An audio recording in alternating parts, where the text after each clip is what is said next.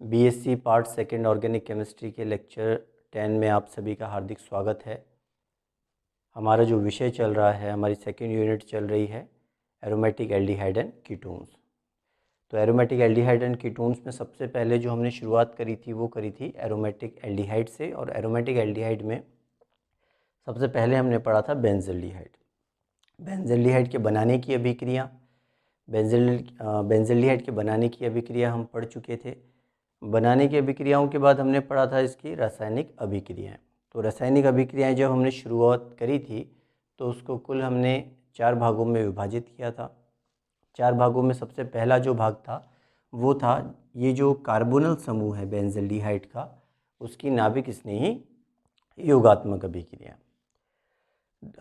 जो रासायनिक अभिक्रिया का दूसरा भाग था उसमें हमने पढ़ा था कि ये जो बेंज़ल्डिहाइड है उसके ये जो कार्बोनल समूह है, ये जो एल्डिहाइड समूह है, इसके अपचयन और ऑक्सीकरण की अभिक्रियाएं, ये हमने पढ़ा था। और उसमें हमने देखा था कि जब एल्डिहाइड समूह का ऑक्सीकरण होता है तो कार्बोक्सिलिक एसिड बनता है, और कार्बोक्सिलिक एसिड का अपचयन होता है तो एल्डिहाइड बनता है, और एल्डिहाइड का पुनः यदि अपचयन होता है तो अल्कोहल बनता है। तो ये हमने पढ़ा था। इसके बाद रासायनिक अभिक्रियाओं का जो तीसरा भाग था उसके अंदर हमने पढ़ा था कि बेंजीन वलय पर अभिक्रिया किस प्रकार से होगी। तो हमने जब इसकी अनुनादी संरचनाएं बनाई थी तब हमने ये देखा कि बेंजीन वलय पर जब भी कोई इलेक्ट्रोफाइल आएगा तो वो मेटा पोजीशन पे जाता है, ऑर्थो या पैरा पोजीशन पर नहीं जाता है। ये बात हमने पढ़ी थी, इसको भी डिटेल से अपन ने स्टडी कर लिया था। इसके बाद जो अभिक्रिया हमने शुरू करी थी, जो चौथा भाग था रासायनिक अभिक्रियाओं का, वो था आपके विशिष्ट अभिक्रियाओं का। तो उस विशिष्ट अभिक्रियाओं में हमने अब तक 4 अभिक्रियाएं पढ़ी हैं, जैसे बेंजोइन संघनन, विटिक अभिक्रिया, नोविनोजेल अभिक्रिया और एक है पर्किन अभिक्रिया। तो इन चारों अभिक्रियाओं को हमने अच्छे से पढ़ लिया है। और आज जो हम अभिक्रिया पढ़ने वाले हैं, 5वीं अभिक्रिया हम कह सकते हैं, तो वो है क्लेजन कंडेंसेशन, या फिर हम कह सकते हैं क्लेजन संघनन। तो सबसे पहले आइए हम देख लेते हैं कि आखिर इस अभिक्रिया में होता क्या है। तो आप देखें, क्लेजन संघनन में सबसे पहले आप देखें बेंज़ल्डिहाइड C6H5CHO, ठीक है। बेंज़ल्डिहाइड, इसकी अभिक्रिया होती है एस्टर से, CH3COOC2H5 से, किसकी उपस्थिति में? सोडियम प्लस इथेनॉल की प्रेजेंस में। इन दोनों की उपस्थिति में जब अभिक्रिया होती है तो जो आपका प्रोडक्ट बनता है वो बनता है, देखिए आप, C6H5CH double bond CH, COOC2H5, यानी अल्फा बीटा अनसैचुरेटेड एस्टर। तो क्लेजन संघनन में बेसिकली है क्या? बेंज़ल्डिहाइड और एस्टर की अभिक्रिया सोडियम और इथेनॉल की उपस्थिति में होती है, और फाइनली हमारा जो प्रोडक्ट बनता है वो alpha beta unsaturated ester.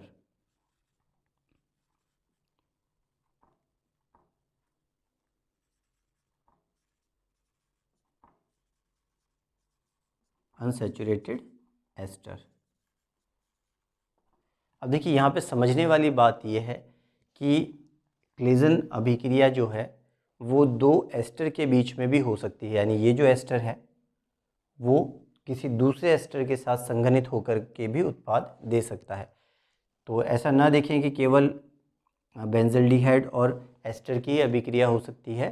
Claisen संघनन में 2 एस्टर भी संघनित हो सकते हैं आपस में, और एक एस्टर और एक बेंज़ल्डिहाइड भी संघनित हो सकता है। ये आपको ध्यान रखना है। तो अब आप इसमें समझने वाली बात ये है कि एस्टर में इसका नाम क्या है? Ethyl acetate. तो एस्टर में जो एल्किल समूह आपको दिख रहा है इस पोजीशन पे, जो ऑक्सीजन से जुड़ा हुआ है, वही एल्किल समूह आपके अल्कोहल में भी होना चाहिए। यानी यहाँ पे अगर C2H5 है तो यहाँ पर आप CH3OH नहीं ले सकते। यदि आप ये लेते हैं तो ट्रांस एस्टरिफिकेशन हो जाएगा, वो हम बाद में पढ़ेंगे। लेकिन एक इम्पॉर्टेंट बात आपको ये जो ध्यान रखनी है वो ये है कि एस्टर में जो आप एथिल समूह ले रहे हैं यहाँ पर, वही एथिल समूह आपके अल्कोहल में भी होना चाहिए। अगर दोनों डिफरेंट आपने ले लिए तो ट्रांस एस्टरिफिकेशन हो जाएगा। तो इसकी हम क्रियाविधि पढ़ेंगे स्टेप बाय स्टेप। होता क्या है, ये एक बेसिक रिएक्शन हो गई कि बेंजल्डिहाइड और एस्टर की अभिक्रिया सोडियम इथेनॉल की उपस्थिति में होती है और हमें जो मिलता है प्रोडक्ट वो क्या है, अल्फा बीटा अनसैचुरेटेड एस्टर मिलता है। इसको देख लीजिए आप।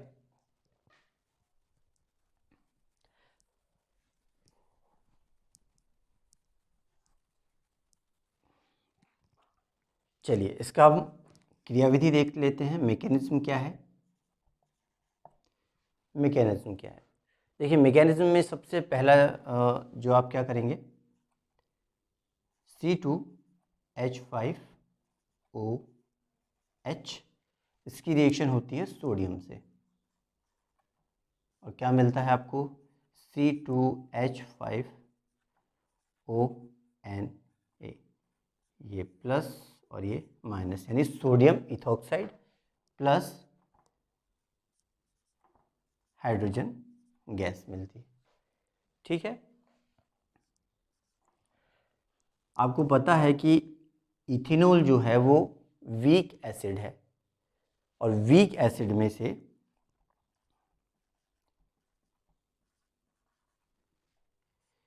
दुर्बल अम्ल है और इसमें से यदि एक H+ निकल जाए तो बनेगा क्या, C2H5O-। ये मैंने आपको पहले भी बताया था, दुर्बल अम्ल का एक जब H+ निकलता है तो ये बनता है क्षार, कॉन्जुगेट बेस। एसिड में से जब H+ निकल जाता है तो बनता है कॉन्जुगेट बेस। अगर ये वीक है तो ये स्ट्रॉन्ग होगा, अगर ये स्ट्रॉन्ग है तो ये वीक होगा। ये बात आपको ध्यान रखनी है, क्योंकि अल्कोहल एक वीक एसिड है, दुर्बल अम्ल है, तो बनने वाला क्षार जो होगा वो प्रबल होगा। ये आपको ध्यान रखना है। और क्षार का काम क्या होता है, H+ आयन निकालना। और H+ आयन कौन सा निकलेगा, जो अम्लीय होगा या फिर जिसके निकलने से उसमें अनुनाद संभव हो जाए उस यौगिक में, जहाँ से भी H+ निकलेगा। तो सबसे पहला स्टेप क्या है, अल्कोहल और सोडियम की अभिक्रिया होकर हमें सोडियम इथॉक्साइड मिलता है और ये इथॉक्साइड आयन जो है वही आगे जाके अभिक्रिया करेगा और ये क्या है, प्रबल क्षार है। दूसरी बात देखें आप, ये इथॉक्साइड आयन बन गया। अब ये इथॉक्साइड आयन जो है वो अभिक्रिया करता है आपके एस्टर से। ये आप देखें CH3 COO C2H5। अब आप देखें इसकी अभिक्रिया होती है C2H5O-। हमने क्या कहा, ये प्रबल क्षार है। क्षार का काम होता है हाइड्रोजन निकालना। अब देखिए हाइड्रोजन कौन सा निकलेगा, जिसके निकलने से उस यौगिक में अनुनाद संभव है। अब आपको हाइड्रोजन इन दोनों जगह दिख रहे हैं, लेकिन ध्यान नहीं रखना है, अगर इसको हम समझने के लिए 2 हाइड्रोजन यहाँ और 1 हाइड्रोजन हम यहाँ बना देते हैं। और इसके बाद आप देखें ये जो है, अगर हम इस हाइड्रोजन को निकालते हैं तो क्या इसमें अनुनाद संभव हो पाएगा, देख लेते हैं एक बार। मान लीजिए कि इस क्षार ने इस H+ को बाहर निकाला, यानी ये जा करके इससे इस पर अटैक किया और ये कार्बन के ऊपर माइनस का चार्ज। तो देख लेते हैं क्या बनता है, CH2 minus C double bond O, ये O C2H5। अब आप देखिए negative single bond double bond, यानी ये यहाँ पे और ये यहाँ पर जा कर के अनुनाद इसमें संभव है। और ये क्या बन सकता है, CH2 double bond CO minus O C2H5, यानी इनोलेट आयन बन गया। यानी जब आप देखें कि जब केवल एस्टर था तब इसमें अनुनाद संभव नहीं था, लेकिन जैसे ही इथॉक्साइड आयन ने एक H+ निकाला तो जो आयन बना, कार्बन आयन बना, उसके अंदर अनुनाद संभव है। तो ये अभिक्रिया इस तरीके से होती है। अब आप देखिए कि ये जो कार्बन आयन है, देखिए अभी तक क्या क्या हो चुका है, हमने क्या क्या लिया था, बेंजल्डिहाइड, एस्टर, सोडियम और इथेनॉल। सोडियम इथेनॉल रिएक्शन हो चुकी है, इथोक्साइड बन चुका है। अब क्या बचा, एस्टर और बेंजल्डिहाइड। एस्टर की अभिक्रिया इथोक्साइड से हो चुकी है, ये कार्बन आयन बना, इन दोनों में अनुनाद संभव है। इसीलिए देखिए इन दोनों इसमें क्योंकि अनुनाद संभव है, इसीलिए ये हाइड्रोजन आसानी से निकल जाता है। तो देखिए कार्बन आयन बन गया। इसके बाद हम देखते हैं आगे की अभिक्रिया।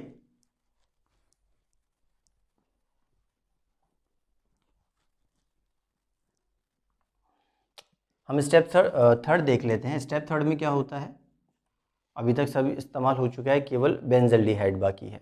तो देखिए कार्बन आयन बना था, ये सबसे पहले हम एक बार तो बेंजल्डिहाइड को लिख लेते हैं, C6H5, C double bond O और ये H, ठीक है। और एक कार्बन आयन बना CH2 माइनस, हाइड्रोजन निकलने के बाद फिर ये C double bond O, O C2H5। जब हमने बेंजल्डिहाइड की अभिक्रियाएं पढ़ी थी तब हमने पढ़ा था कार्बोनल की नाभिक स्नेही योगात्मक अभिक्रियाएं। तब हमने ये देखा था कि कार्बन और ऑक्सीजन के बीच में जो ये डबल बॉन्ड है उसमें से एक पाई बॉन्ड है, और क्योंकि ऑक्सीजन की विद्युत ज़्यादा है तो ये ऑक्सीजन इस पाई इलेक्ट्रॉन्स को अपनी तरफ खींचता है।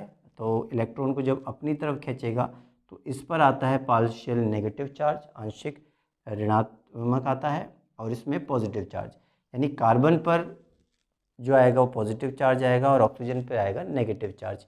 अब आप देखिए इस कार्बन पर नेगेटिव है, नेगेटिव का मतलब क्या होता है, इलेक्ट्रॉन ज़्यादा। इलेक्ट्रॉन ज़्यादा है तो वो जाएगा कहाँ पर, जहाँ पर इलेक्ट्रॉन कम है। तो हमने देखा कि कार्बन पर प्लस का चार्ज आता है और इस पे आता है माइनस का चार्ज। तो अब आप देखिए कि यहाँ इलेक्ट्रॉन की कमी है, यहाँ इलेक्ट्रॉन ज़्यादा है। इसके पास इलेक्ट्रॉन ज़्यादा है तो ये कहाँ जाएगा, जहाँ इलेक्ट्रॉन कम है वहाँ, ये देखिए यहाँ जाएगा। अब देखिए बनता क्या है, C6H5, ये हाइड्रोजन को हम यहाँ बना देते हैं और ये हो गया O माइनस। इसके बाद देखिए आप CH2, C double bond O, O C2H5। अब आप देखिए कि स्टेप सेकंड जब हमने पढ़ा था तो उसके अंदर इथोक्साइड आयन C2H5O माइनस ने एक हाइड्रोजन एस्टर का निकाला था।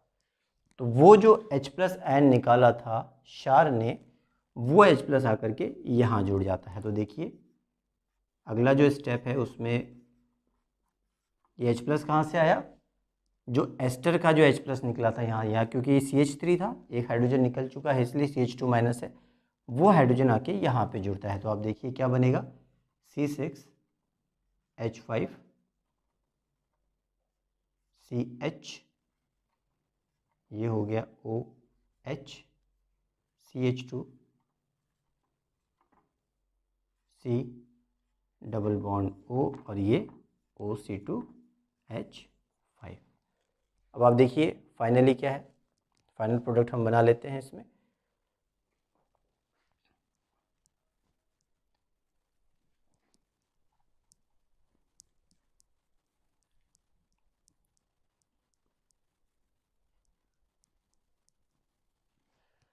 ये बनने के बाद फाइनली क्या होता है देखिए, माइनस ऑफ H2O। अब इसको समझने के लिए हम क्या करते हैं, ये दो हाइड्रोजन में एक हाइड्रोजन हम इस तरीके से बना लेते हैं। तो जब इसको फाइनली क्या होता है, इसके अंदर से एक वाटर का मॉलिक्यूल बाहर निकलता है। जब वाटर का मॉलिक्यूल बाहर निकलेगा तो फाइनल प्रोडक्ट जो आपका मिलेगा वो देखिए C6H5 CH, फिर ये भी C और ये H हो गया क्योंकि ये H और OH तो निकल चुके हैं। फिर ये देखिए आप, ये हो गया, इसमें आएगा डबल बॉन्ड, फिर आएगा आपका C डबल बॉन्ड O, ये O C2H5। ये है आपका अल्फ़ा बीटा अनसैचुरेटेड एस्टर जो हमने सबसे पहले जो रिएक्शन पढ़ी थी क्लेजन संघनन, उसमें जो फर्स्ट रिएक्शन लिखी थी उसमें जो प्रोडक्ट बना था वो यही था CCH5CH double bond CH COO C2H5। ये है अल्फ़ा बीटा अनसैचुरेटेड एस्टर। तो आपने ये देखा कि क्लेजन संघनन जो है आपको ध्यान रखना है कि दो एस्टर के मॉलिक्यूल भी हो सकते हैं किसकी उपस्थिति में, C2H5OH प्लस सोडियम की उपस्थिति में।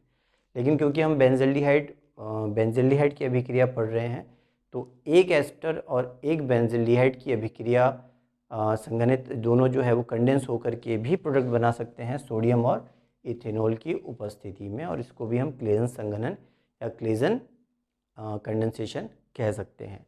इसकी क्रियाविधि में आपने देखा कि कुल मिला के वाटर का एक मॉलिक्यूल निकलेगा और आपका अल्फ़ा बीटा अनसैचुरेटेड एस्टर बनेगा इसकी।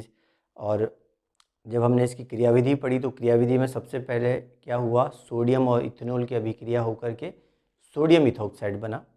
सोडियम इथोक्साइड प्रबल क्षार है। प्रबल क्षार का काम क्या होता है, या तो अम्लीय हाइड्रोजन निकालना है, और अम्लीय हाइड्रोजन नहीं है तो एक ऐसा हाइड्रोजन निकालना जिसके निकलने के बाद उस यौगिक में अनुनाद संभव हो सके। तो आपने देखा कि एस्टर के जो CH3 था वहाँ से एक हाइड्रोजन निकलने पर उसमें अनुनाद संभव था, क्योंकि नेगेटिव सिंगल बॉन्ड और डबल बॉन्ड इस तरह की स्थिति आपने देखी। इसके बाद थर्ड स्टेप में क्या हुआ, ये जो कार्बेनाइन बना CH2- एस्टर का, वो कार्बेनाइन जा कर के अटैक करता है बेंजल्डिहाइड के कार्बोनल के कार्बन पर जाके अटैक करता है, और फाइनली वाटर का मॉलिक्यूल निकलता है और आपका अंतिम उत्पाद अल्फ़ा बीटा अनसैचुरेटेड एसिड मिलता है। क्योंकि ये अभिक्रिया भी बाय नेम है तो आपके एग्ज़ाम में आ सकती है। एक इम्पॉर्टेंट बात आपको जो ध्यान रखनी थी वो ये, मैंने क्या कहा कि जो भी आपने एस्टर लिया, मान लीजिए आपने अभी जो एस्टर लिया था वो क्या लिया था, CH3COO C2H5, और दूसरा एस्टर मान लीजिए ये है CH3C डबल बॉन्ड OCH3।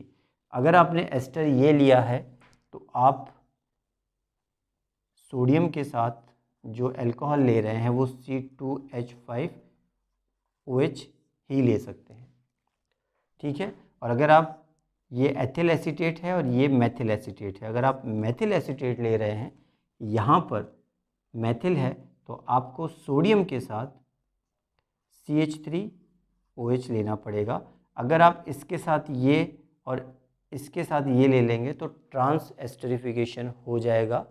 इसलिए आपको ध्यान रखना है कि जो ऑक्सीजन के साथ एल्किल समूह जुड़ा हुआ है उसी का अल्कोहल आपको रिएक्शन में लेना है, वही क्षार के रूप में उपयोग में लिया जाएगा, और नहीं तो ट्रांस एस्टरिफिकेशन हो जाता है। अब आप देखेंगे कि क्लेजन संघनन जो है, अगर इसमें आपको कोई भी दिक्कत हो तो आप पूछ सकते हैं ग्रुप में। और लेक्चर देखने के लिए आपका बहुत बहुत धन्यवाद और थैंक यू।